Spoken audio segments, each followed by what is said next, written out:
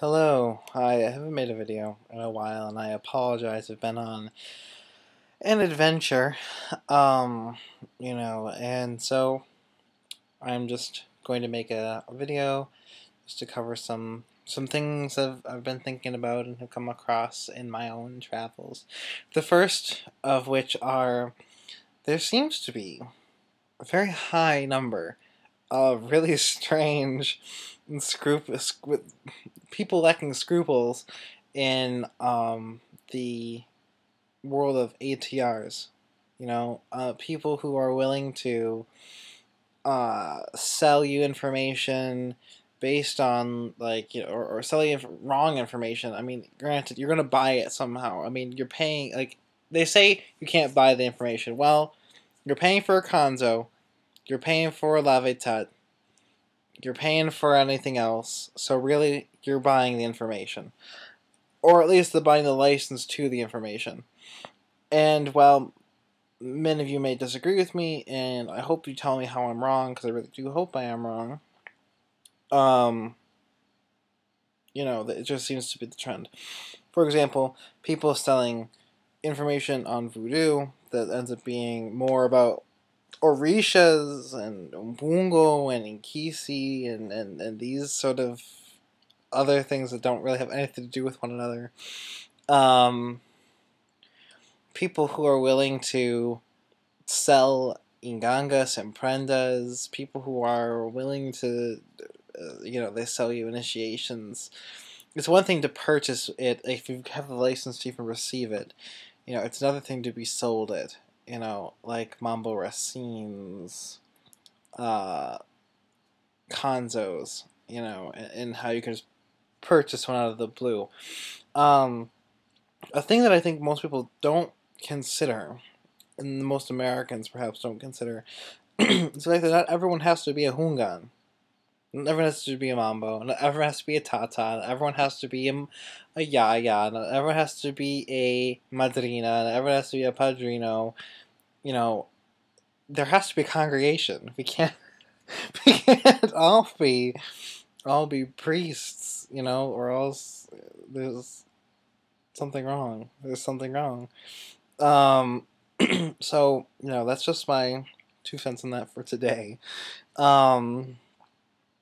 I think that what's really sparked is I've seen some person on Facebook who I've recently had some encounters with, who says enough information to not get himself in any trouble, but says just too much for people who know what they're talking about or know what to look for and know that he's completely wrong.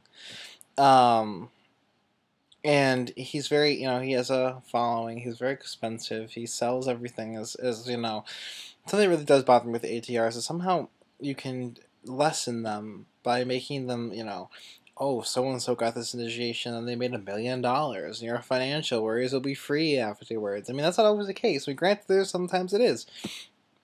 But that's like a once in a blue moon, and it is a blue moon, so who knows? But, it's an impossibility. Well, it's not it's an improbability. So, with that being said, I disagree greatly with people offer you information or promises they can't necessarily keep or can't ever guarantee. Just because you take on the role of being, a servitor for this spirit does not automatically make you privy to millions of dollars or to a mansion or anything like that. You have to work for these things. I say the best way to become a millionaire is to go to school, get a good job, and become a millionaire. Don't expect the spirits to hand that to you. You'll be waiting a very long time. There are some people where that's their destiny. There are many others that it isn't their destiny, and should not try it for lack of, being disappointed. So there's my thoughts on that. It is a blue moon. I don't know what to tell you about it. I don't know. Go out and do stuff.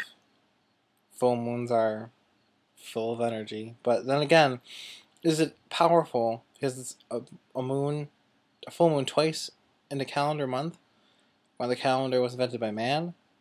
So really, is it just a celebration of a eventual mathematical error, or is it special because it's so close to the last full moon? I don't know. Have a discussion.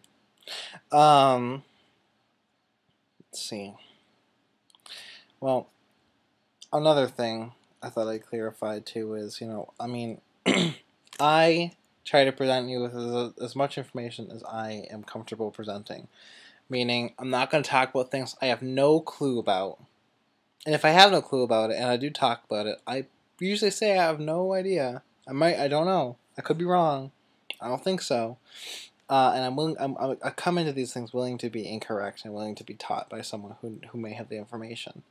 However, it's come to my attention that again, there are people who are confused with my previous message saying I'm not a Hungan, I am not a Tata, I am not anything. I am the guy that knows things. I'm the guy with the hat.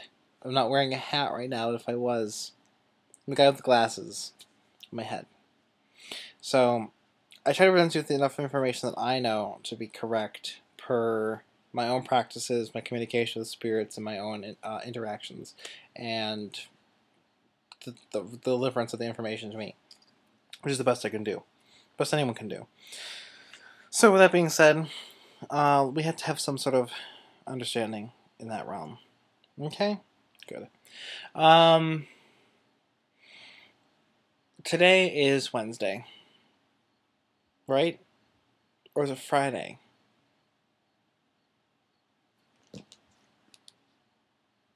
Today's Friday. Not Wednesday, but Friday. Today is Friday, August 31st. And so today is not owned by the Nago, but in fact owned by Kuzi Nazaka and the Juba Spirits.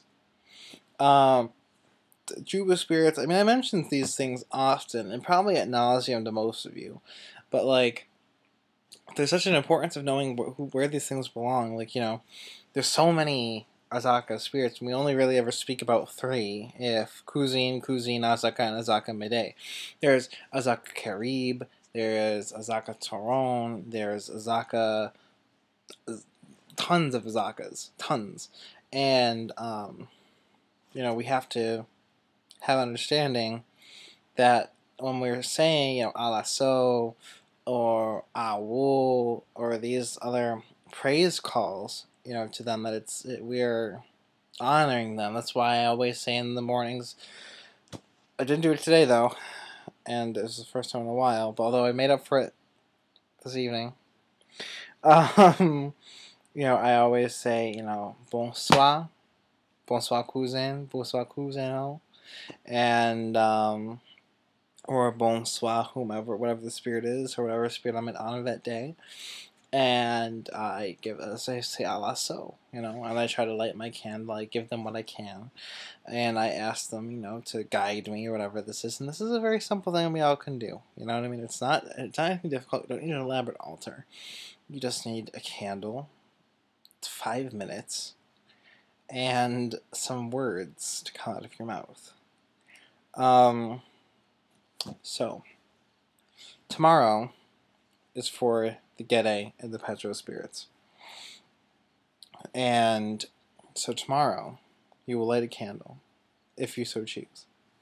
And you will pour some rum for them, perhaps, or maybe some let's see what else with it. Vermouth. Something very strong. Very good, very strong.